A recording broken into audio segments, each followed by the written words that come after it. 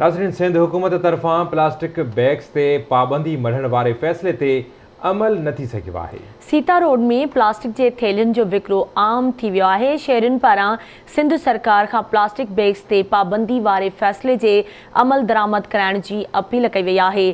तफ़सील राजा एन चना जी इन रिपोर्ट में।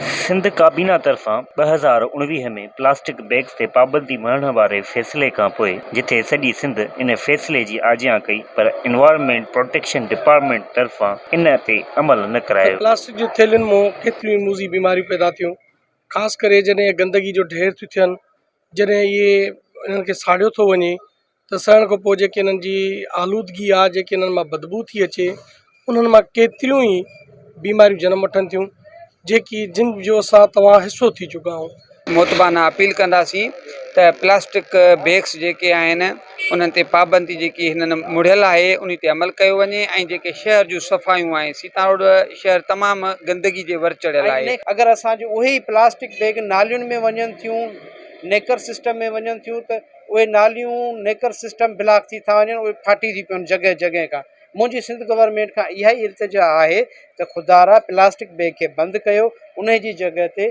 सीड बैग आम कयो ऐं उहे सीड बैग असां किथे उछलायूं त घटि में घटि उन मां का न का शइ फुटी सघे। प्लास्टिक बैग से तमामु घणा साइड इफेक्ट आहिनि। ॿारनि में तकलीफ़ साह जी तमामु घणी थींदी आहे, लंग्स जो आहे नमूनिया आहे, ऐं अस्थमेटिक ॿार थिए थो जंहिंमें साह जी तकलीफ़ थिए थी।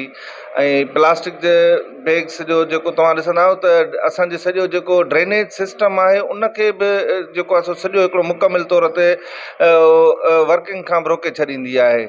ऐं प्लास्टिक बैग्स न सड़े थी ऐं न ई वरी को इन जो मुतबादल हल आहे। इन जे लाइ बहितर इहो आहे त इन खे मुकमिल तौर ते ख़तमु कयो वञे। हाणे ज़रूरत इन ॻाल्हि जी आहे त आख़िर सिंध गवर्नमेंट जे इन फ़ैसिले ते अमल केरु कराईंदो। कैमरामैन सैफुल्ला सोलंकी सां गॾु राजा एन चना, आवाज़ टीवी न्यूज़, सीता।